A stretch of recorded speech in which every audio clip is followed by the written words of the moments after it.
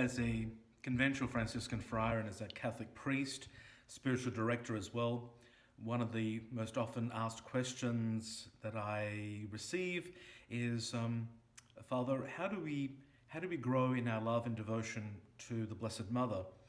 Do we start with the Rosary? Is that a good way of fostering devotion to Mary?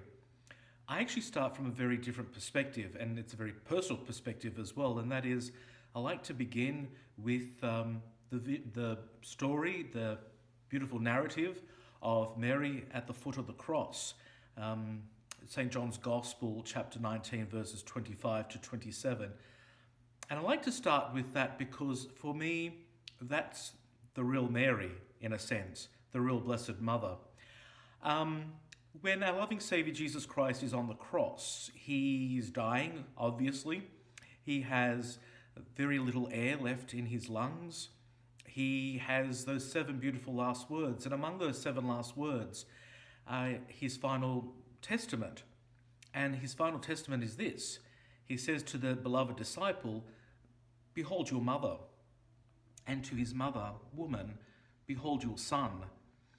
I like to see in that beautiful image of the sorrowful mother, Mary, who stands at the foot of the cross, the fulfillment of her mission, of her ministry.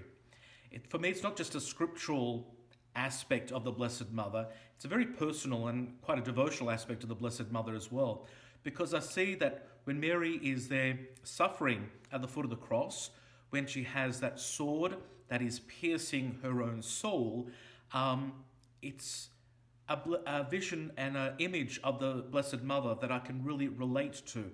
She's real, she's very earthy, and she speaks to me. In a sense, I like to see that image also, as I said earlier, as a completion of her mission. From the Annunciation, she becomes the mother of Christ. But at that moment, at the foot of the cross, she becomes the mother of each and every one of us.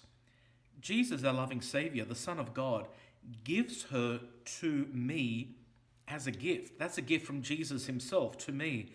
And so, what do you do with such a precious gift? Obviously, you appreciate it, you embrace it, you love it, and you continue to love it. And that's why the Blessed Mother has such an important role in my own life, in my vocation as a friar, as a priest of Jesus Christ, and here, especially at Marytown, at the National Shrine of St. Maximilian Kolbe, because she is given to me as a gift, not once, but every single day.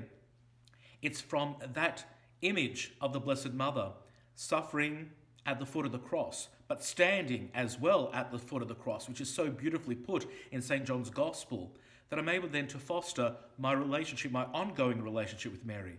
It's because of her suffering and her sorrow at the foot of the cross that I can then go and pray the Rosary every day and have a relationship with her, because I want to stand with her at the foot of the cross. As a priest especially, that's a beautiful image of the priesthood, the priest offering up Jesus Christ to God the Father with Mary at his side. And we, of course, priests, more than ever, need to have Mary at our side as well. I think that the image of the sorrowful mother as she stands at the foot of the cross is one that should always inspire us to greater love for Mary, and therefore greater love for Jesus Christ, who died for us, who rose for us, for me and for you. Let that image of Mary, as she's standing there with her sorrows, touch our hearts as well. God bless you.